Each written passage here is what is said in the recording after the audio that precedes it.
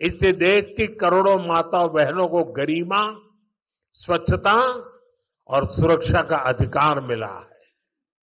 साथियों, देश आज जिस गति से विकास कर रहा है, इसके पीछे हमारी इकोनॉमिक ग्रोथ एक बड़ा फैक्टर है। आप देखिए, 2014 से पहले भारत का टोटल एक्सपोर्ट $468 बिलियन तक पहुंचा था। आज ये $824 बिलियन हो गया है। पहले हम मोबाइल इंपोर्ट करते थे, वहीं अब हम मोबाइल हैंडसेट के टॉप 5 एक्सपोर्टर बन गए हैं।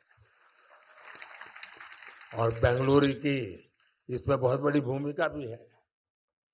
2014 से पहले हमारा इलेक्ट्रॉनिक्स एक्सपोर्ट लगभग $6 बिलियन था।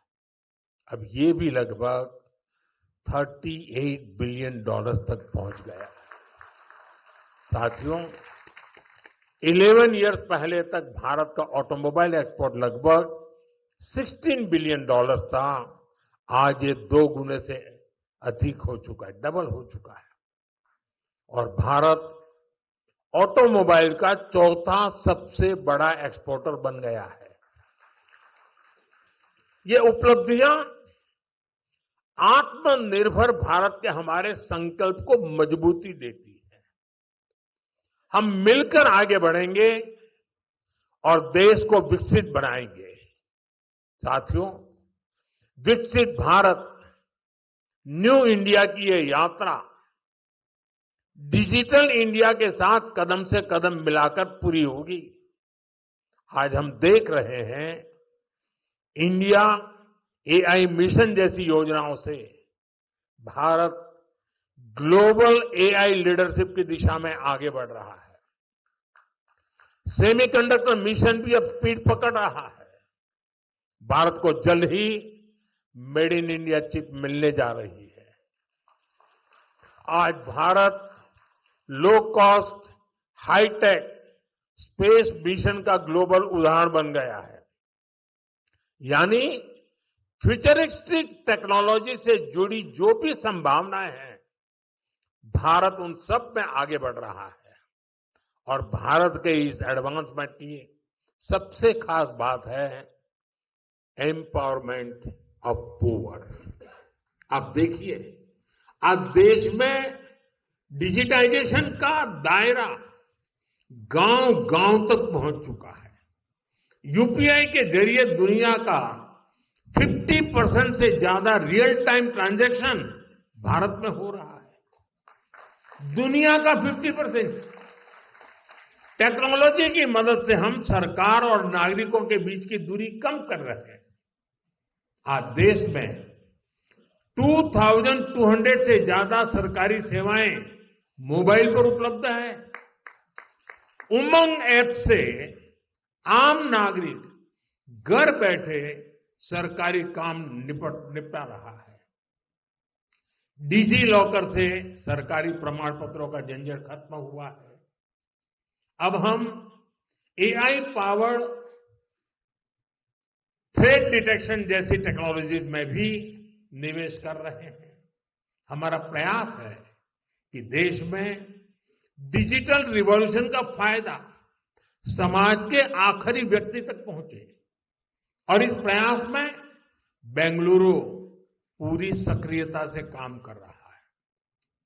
साथियों, वर्तमान उपलब्धियों के बीच अब हमारी अगली बड़ी प्राथमिकता होनी चाहिए टेक आत्मनिर्भर भारत। इंडियन टेक कंपनियों ने पूरी दुनिया में अपनी छाप छोड़ी है। हमने पूरे वर्ल्ड के लिए सॉफ्टवेयर और प्रोडक्ट्स बनाए हैं। अब समय है हम भारत की जरूरतों को और ज्यादा प्रायोरिटी दें। हमें नए प्रोडक्ट्स डेवलप करने में और तेजी से आगे बढ़ना है।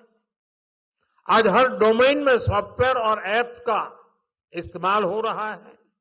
इसमें भारत नई ऊंचाई पर पहुंचे, ये बहुत जरूरी है। जो इमर्जिंग फील्ड्स है, हमें उनमें भी लीड लेने के लिए काम करना होगा। हमें मेक इन इंडिया में मैन्युफैक्चरिंग सेक्टर में भी बेंगलुरु और कर्नाटका की प्रेजेंस को और मजबूत करना है। और मेरा आग्रह है, हमारे products zero defect, zero effect के स्टैंडर्ड पर टॉप क्वालिटी के होने चाहिए।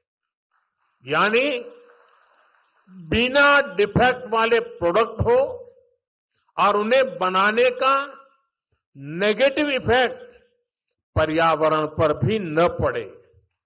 मेरी अपेक्षा है कर्नाटका का टैलेंट आत्मनिर्भर भारत के इस विजन को लीड करे। साथियों, केंद्र सरकार हो या राज्य सरकार, हम सभी जनता की सेवा के लिए हैं। हमें देशवासियों की बेहतरी के लिए साथ मिलकर कदम उठाने हैं। इस दिशा में एक जो सबसे जरूरी जिम्मेदारी है, वो है नए रिफॉर्म्स। बीते एक दशक में हमने लगातार रिफॉर्म्स को आगे बढ़ाया है। उदाहरण के तौर पर भारत सरकार ने कानूनों को डीक्रिमिनलाइज करने के लिए जन विश्वास बिल पास किया है और अब इसका जन विश्वास 2.0 भी पारित करने जा रहे हैं। राज्य सरकारें भी ऐसे कानूनों की पहचान कर सकती हैं जिनमें अनावश्यक आपराधिक प्रावधान हैं, उन्हें खत्म किया जा सकता है। हम मिशन कर्मयोगी चला रहे हैं ताकि सरकारी कर्मचारियों को कॉम्पिटेंसी बेस्ड ट्रेनिंग दी जा सके। राज्य भी अपने अधिकारियों के लिए इस लर्निंग फ्रेमवर्क को अपना सकते हैं। हमने एस्पिरेशनल डिस्ट्रिक्ट प्रोग्राम और एस्पिरेशनल ब्लॉक प्रोग्राम पर बहुत जोर दिया है। राज्य भी इसी तरह अपने यहां ऐसे क्षेत्रों की पहचान कर सकते हैं जिन्हें विशेष ध्यान की आवश्यकता है। हमें राज्य सरकार के स्तर पर भी नए रिफॉर्म्स को लगातार पुश करना चाहिए। मुझे विश्वास है हमारे ये साझे प्रयास कर्नाटका को विकास की नई ऊंचाई पर ले जाएंगे। हम साथ मिलकर विकसित भारत के संकल्प को पूरा करेंगे।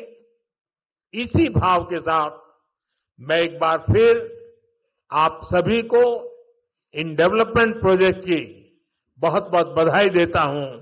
बहुत बहुत धन्यवाद।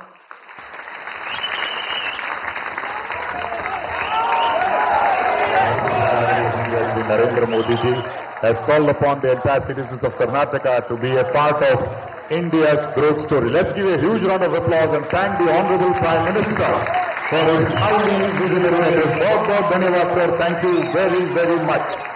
ಭಾರತದ ಹೆಮ್ಮೆಯ ಪ್ರಧಾನಮಂತ್ರಿಗಳಾದ ಶ್ರೀ ನರೇಂದ್ರ ಮೋದಿ ಅವರು ವಿಕಸಿತ ಭಾರತದ ಹಾದಿಯಲ್ಲಿರುವಂತಹ ಎಲ್ಲ ಅಭಿವೃದ್ಧಿಯ